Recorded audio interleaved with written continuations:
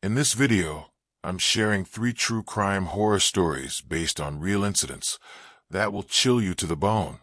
From a late-night taxi ride gone wrong, to a camping trip stalked by someone in the shadows, to a terrifying home invasion while alone. These are real events, and I'll take you right inside the fear. Stay with me if you dare.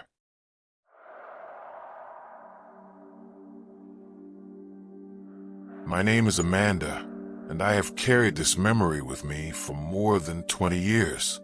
Even now, whenever I step into a taxi or a rideshare car, I feel the same fear creeping back into my chest. This happened to me in Chicago in the fall of 2004, and I am sure that if I had not reacted the way I did that night, I would not be alive today to tell this story. I was 24 years old back then. I had just finished nursing school and started my first real job as a nurse in a busy hospital downtown. I was proud of myself because the job was not easy to get, and my family always told me that nursing was the kind of career that gave people stability and respect. The only thing I did not enjoy was the schedule. As the new nurse on the team, I had to work nights and weekends, the shifts nobody else wanted. That October had been especially cold. The city felt darker than usual, with the wind blowing down the streets and the nights stretching long. On one particular night, I remember finishing my shift close to 2 a.m. The hospital lobby was quiet, and I could feel the exhaustion in my bones. Normally, I would have taken the train home, because I lived about 40 minutes away in a small apartment in Logan Square. But the thought of waiting in the cold, sitting on the empty platform, and riding a train that late scared me more than usual. I told myself that a taxi would be safer and faster, so I decided to spend the extra money. When I walked out of the hospital entrance, the streets were nearly empty. I saw only a few cars pass by. After waiting a couple of minutes, a yellow taxi pulled up near the curb. The driver was an older man, maybe in his 50s, with thick glasses and dark hair combed flat against his head. He didn't greet me or ask many questions, just looked at me through the rearview mirror as I climbed inside. At first, it felt normal. The heater was blowing warm air, and the sound of the tires rolling over the road made me feel almost safe. I gave him my address, leaned back, and told myself that I would be home in 20 minutes. The streets of Chicago looked empty at that hour, with traffic lights blinking red and green over silent intersections. The lights of bars and small shops were turned off, and the only sign of life was the occasional police car passing by. After about 5 minutes, I noticed something that didn't feel right. The driver turned onto a side street I had never used before. Normally, every taxi I had taken followed a straight route, cutting through the main roads toward my neighborhood. But this man was driving down narrow streets, taking turns that didn't make sense. I thought maybe he was avoiding traffic, but at that time of night, there was no traffic. At first, I tried to stay calm. I told myself not to overthink, but as the minutes passed, my sense of direction told me we were moving farther away from the usual path. The neighborhoods outside the window looked unfamiliar. The houses were fewer, the streets darker, and the buildings more industrial. It looked less like a residential area and more like the edges of a warehouse district. That's when my chest tightened. My instincts screamed that something was wrong. I tried to act normal, sitting quietly in the back seat, but my eyes kept flicking to the locks on the doors. I reached down and touched my bag. Inside, I carried the things I always brought for my night shifts, some snacks, my notebook, and a small can of pepper spray my mother had given me when I moved to the city. She told me to always keep it close, because the city could be dangerous. I never thought I would actually need it. As I sat there, I realized the driver was watching me in the mirror. His eyes met mine for a second too long. They were calm, almost too calm, and that scared me even more. The car slowed as he turned down another dark street. This one had no houses at all, only tall fences and silent buildings that looked abandoned. The air inside the taxi felt heavy. My breathing grew shallow, and every sound became louder. The hum of the engine, the clicking of the blinker, the faint squeak of the windshield wipers. Then I heard the sound of the locks clicking down. The driver had locked the doors from his seat. That was the moment I knew he was not taking me home. He was taking me somewhere else. My body filled with panic, but I forced myself to think clearly. If I screamed or begged, it might not help. Nobody was around to hear me anyway. I told myself my only chance was to wait for the right moment to act. I wrapped my fingers around the pepper spray inside my bag and pulled it out slowly, hiding it in my lap. The taxi rolled deeper into the empty district, then came to a stop near a row of warehouses. The driver turned his head slowly, looking straight at me. I will never forget the way he smiled, like he already knew what would happen next. I didn't give him the chance.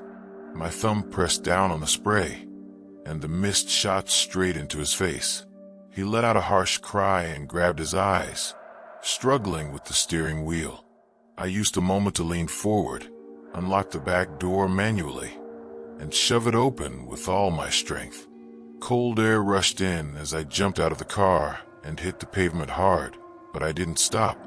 I ran as fast as I could, my shoes slapping against the ground. My heart was pounding so violently I thought it might burst. I kept running until I saw the glow of streetlights ahead. There was a security guard standing outside one of the buildings. When he saw me, he stepped forward quickly, looking alarmed. I stumbled toward him, pointing behind me, but when he looked, the taxi was already gone. The sound of its engine faded into the distance, leaving nothing behind. The police came soon after. They searched the area, but they didn't find the man or the taxi. They took my statement and told me I had done the right thing.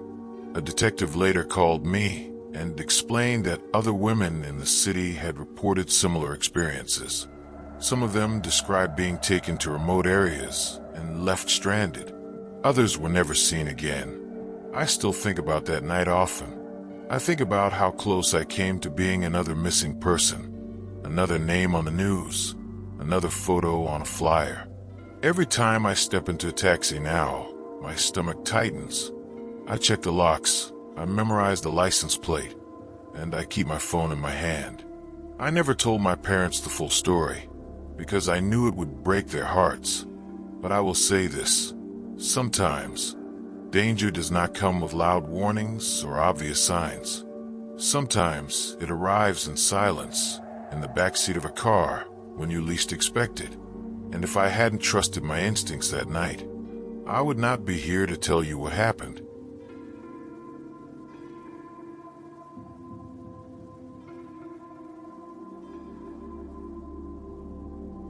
My name is Ryan, and I am going to tell you about the most terrifying experience of my life.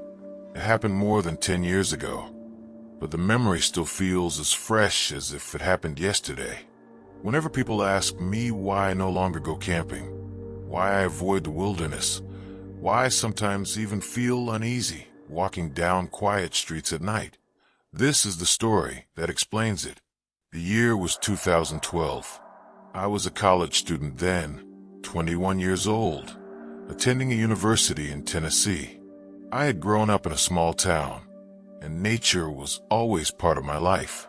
I loved hiking, fishing, and camping. The outdoors made me feel alive in a way nothing else did. The mountains, the trees, the quiet, those things gave me peace.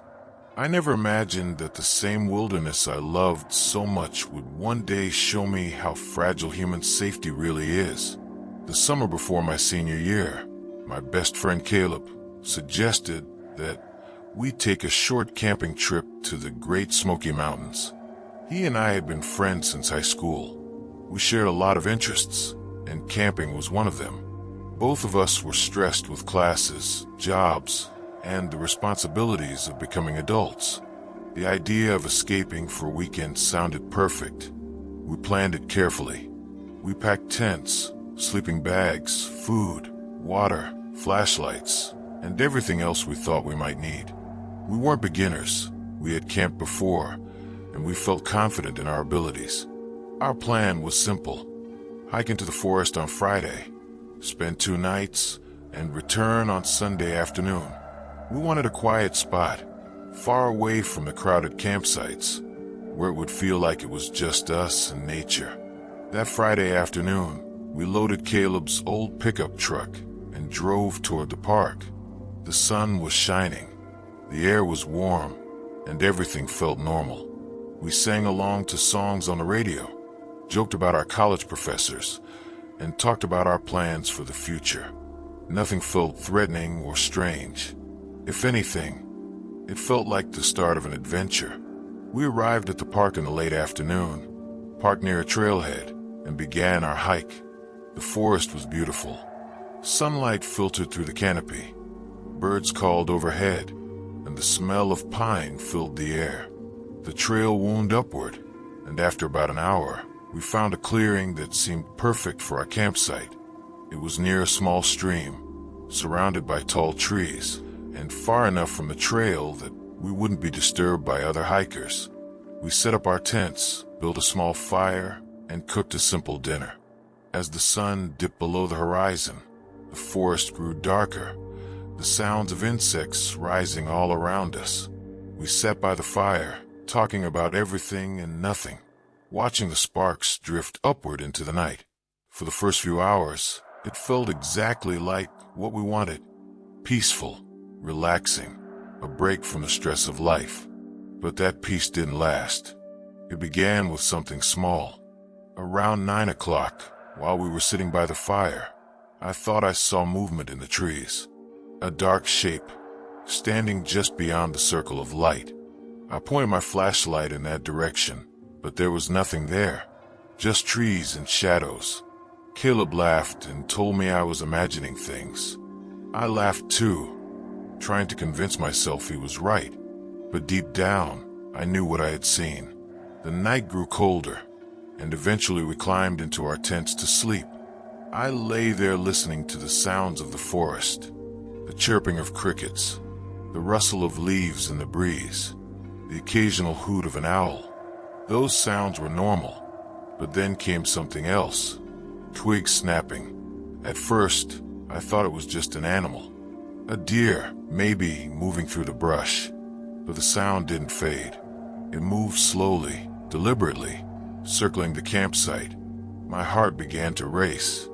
I turned over, trying to convince myself it was nothing. But the more I listened, the more certain I became. This wasn't the movement of an animal. It was too controlled, too steady. It sounded like footsteps. I lay frozen in my sleeping bag, every muscle tense. I wanted to call out to Caleb, but something inside me told me not to make a sound. Minutes passed, then silence. I told myself I was paranoid, that I needed to sleep. Eventually, exhaustion pulled me under. When I woke in the morning, Caleb was already up, heating water over the fire. He hadn't heard anything strange during the night, but when I walked around the campsite, my stomach dropped. In the soft dirt surrounding our tents, I saw footprints. Not boot prints like ours, barefoot prints. They were long, narrow, and clearly human. They circled the tents over and over, as if someone had walked slowly around us while we slept. I pointed them out to Caleb, but he brushed it off, saying maybe they were old prints, maybe left by another hiker. But I knew better. They were fresh. The edges were sharp. Someone had been there. The second night was worse. After hiking during the day and trying to distract ourselves, we returned to camp as the sun set. I couldn't relax. Every sound put me on edge. Every shadow felt like it was hiding something. We ate in silence, both of us pretending everything was fine.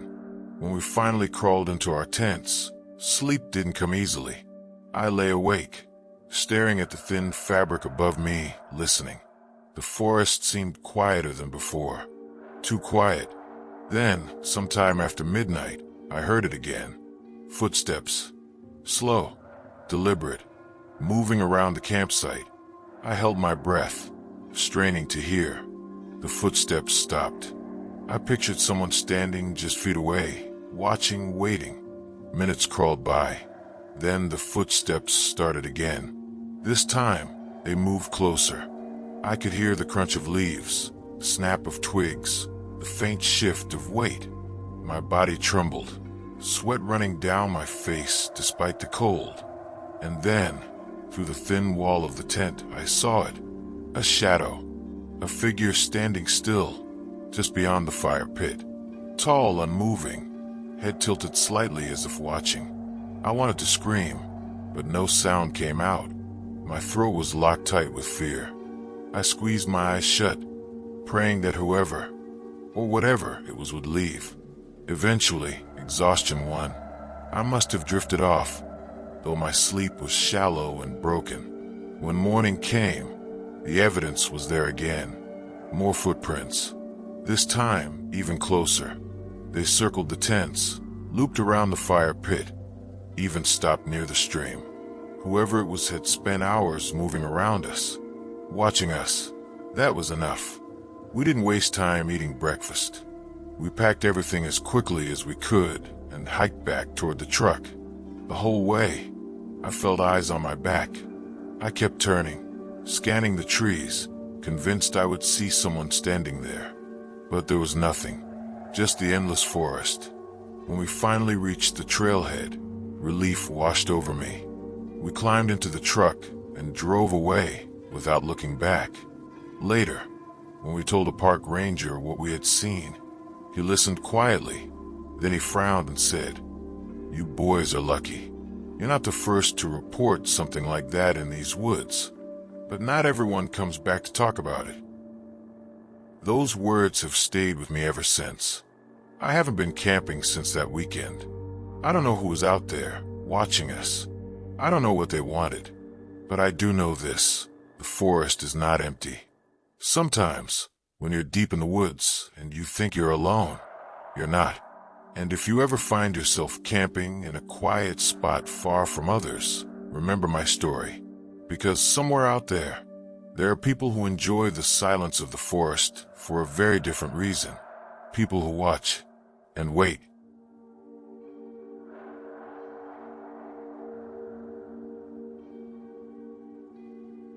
My name is Maria, and when I was 17 years old, something happened to me that changed the way I look at safety, home, and the idea of being alone. For years, I have kept this story mostly to myself, because even now it is hard to talk about. But I have come to realize that telling it might help others understand how quickly safety can shatter, and how danger sometimes walks right through the door we thought would always protect us. It was February of 2019 in Dallas, Texas. Winter was still hanging in the air, the nights cool and sometimes wet, though not as harsh as in other states. I was in high school then, a quiet teenager who loved reading, sketching in my notebooks, and spending long evenings listening to music. My parents were protective but also trusted me, and I was at that stage of life where I wanted independence, but still leaned on them for comfort. Our house sat on a calm suburban street. It wasn't a rich neighborhood, but it was safe, or so we thought. The kind of place where people waved to each other while mowing lawns, where kids rode bikes in the summer, and where neighbors decorated their porches for every holiday. It was the kind of environment that made you believe nothing truly bad could happen there. That weekend, my parents planned to visit relatives in another part of Texas. They asked if I wanted to come, but I had homework to finish, and I wanted some time to myself. I thought it would be exciting to have the house alone for 2 days. I could stay up late, watch movies, and enjoy the kind of independence I always craved. My parents hesitated, but I insisted. They eventually agreed, with the promise that I would lock the doors, keep my phone close, and call them often. I remember the feeling of watching their car pull out of the driveway that Friday evening. The taillights disappeared down the street, and suddenly the house was mine. The silence inside felt huge, like it expanded in every corner. I walked from room to room, touching things, almost laughing to myself. I felt free. The first night passed easily. I ordered pizza, watched movies until midnight, and fell asleep on the couch with the TV still glowing. The house creaked in its usual ways, but nothing felt unusual. By morning, the sun filled the rooms, and everything seemed normal. Saturday, I spent the day reading and working on a school project. By evening, the sky turned dark, and the neighborhood quieted down. Around 10 p.m., I made myself tea, curled up with my phone, and enjoyed the stillness. It was around midnight when I first heard it, a sound from outside. At first, it was faint, like a light step on the back porch. I froze, listening. The heater was running, the refrigerator humming softly. For a moment, I convinced myself it was the wind, or maybe a stray cat. Then came the sound of the back door handle rattling.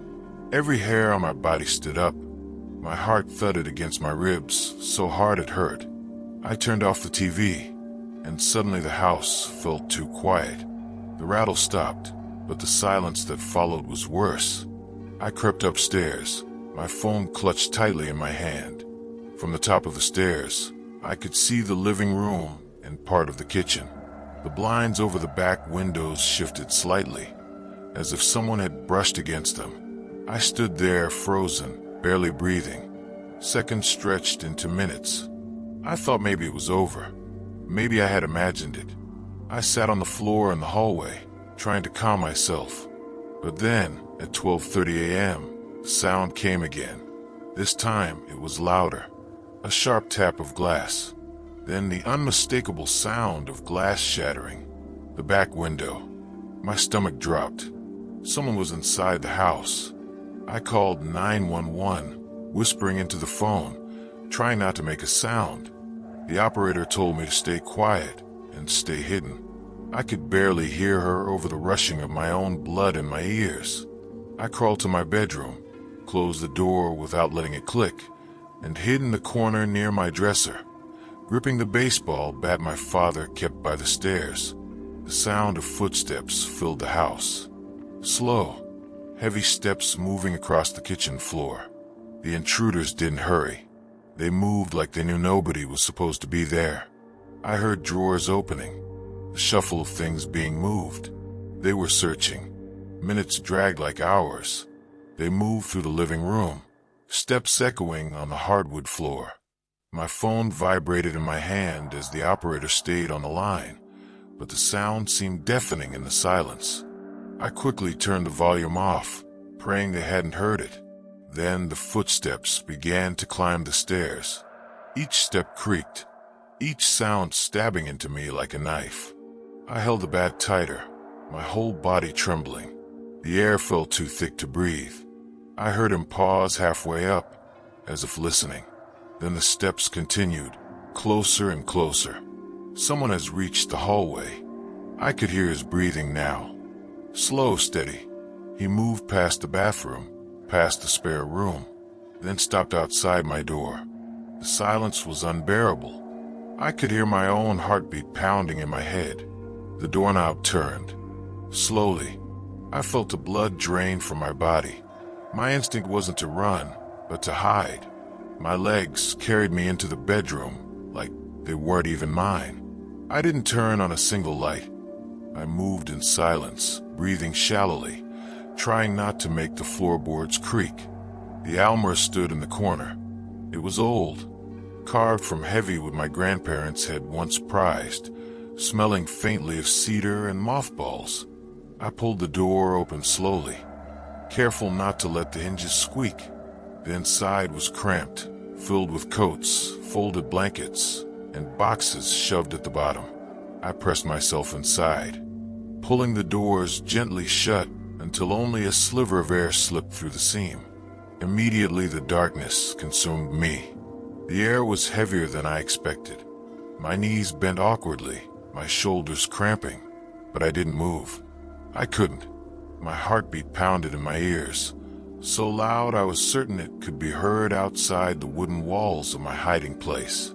Then came the footsteps, crunching on broken glass. 2 sets, heavy, careless. Whoever they weren't afraid of noise. That terrified me more than anything. People who don't fear noise don't fear consequences. They moved around the living room, opening drawers, pulling things to the floor. Each slam echoed through the quiet house. My throat was dry, but swallowing felt dangerous, like even that small sound might give me away. Sweat trickled down my forehead and into my eyes, stinging, but I couldn't lift my hand to wipe it. The smell of mothballs mixed with the sour salt of my sweat until I felt like I was choking. Minutes passed, or maybe seconds. Time stopped making sense. I heard them speak in low tones, but I couldn't make out the words. The sound of something being knocked over followed, then a pause. My stomach twisted when I realized they were moving down the hallway. The boards groaned beneath their boots. Step by step, closer to the bedroom door. I stopped breathing altogether. The door creaked open. My entire body went stiff. A beam of light swept across the room, faintly glowing through the crack of the almirah door. I kept my eyes squeezed shut, as if not seeing them would make me invisible. I heard one of them walk inside, the scrape of drawers being pulled out, the rustle of papers, the metallic clink of objects hitting the floor. My bed creaked as they tossed pillows aside. They were methodical, checking everything. And then, my worst fear, the sound of someone gripping the handles of the almirah. The wood trembled under his touch. For one frozen second, I thought the doors would swing open, and I'd be staring into the face of a man who wanted nothing good for me. I pressed myself deeper into the coats, trying to merge with them, my chest burning from holding my breath. But he didn't open it. He let go. I heard him mutter under his breath and walk away. Relief came like a wave, but it was poisoned with dread. If he had opened it, everything would have been over. That thought clawed at me. For what felt like forever, the men continued tearing through the house. The sound of drawers yanked open, furniture shoved, objects tossed to the floor. At one point, I heard the fridge door squeak and the soft clinking of bottles. They were helping themselves to my drinks, even laughing in low, cruel tones. That broke me more than the sound of my things being stolen. They weren't just robbing me. They were making themselves at home.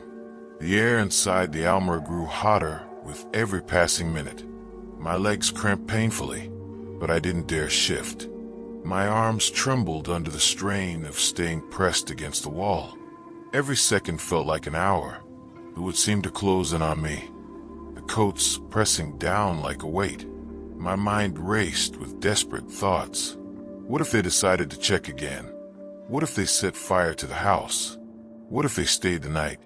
I pictured every possible ending, and none of them were good. Then came silence, the kind of silence that isn't comforting, but suffocating. I strained my ears. Nothing but the faint hum of the fridge. Had they left? Or were they waiting? I stayed still. 10 minutes. 20. I counted in my head, forcing myself to stay inside that crushing darkness. My heart never slowed. Every sound of the house settling, the tick of a pipe, the groan of old wood, sounded like footsteps. Finally, after what felt like a lifetime, I dared to move. I eased the almirah door open by a fraction, peeking out. The bedroom was wrecked, drawers hanging open, papers scattered, the bed stripped, but empty. I crawled out slowly, legs numb, body trembling so badly I could barely stand. The house looked like a war zone. Every room overturned, furniture tossed, glass glittering on floor. The smell of cigarette smoke lingered. I should have called someone immediately, but my hands shook so badly I could barely grip my phone. Instead, I just stood there in the wreckage, realizing how close I had come to being discovered. And that's the part that never leaves me. Not the broken glass, not the stolen things, but the memory of that moment when the almirah door shook when I thought he would open it. That moment plays in my head over and over. I can still feel the sweat on my skin, the suffocating air, the sound of my pulse drowning out the world. The police entered minutes later. They searched the house, but found nothing. They were gone, but they hadn't left empty-handed. In the living room, they found a backpack dropped in their rush to escape. Inside were duct tape, zip ties, and a knife. They hadn't come just to steal. They had come for me. That night changed everything. For weeks afterward, I couldn't sleep. Every sound made me jump. Every shadow made me feel watched. I moved into my parents' room whenever they left the house. Even now, years later, I can't be alone at night without locking every door twice and keeping something close to defend myself. I learned that danger doesn't always come crashing loudly.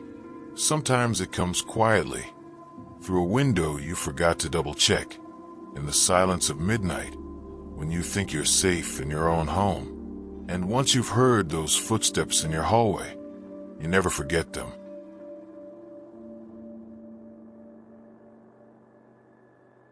If you enjoyed these chilling true crime stories, make sure to like this video, subscribe to the channel, and hit the notification bell so you don't miss any of our future horror stories. Share this with friends if they're brave enough to handle it.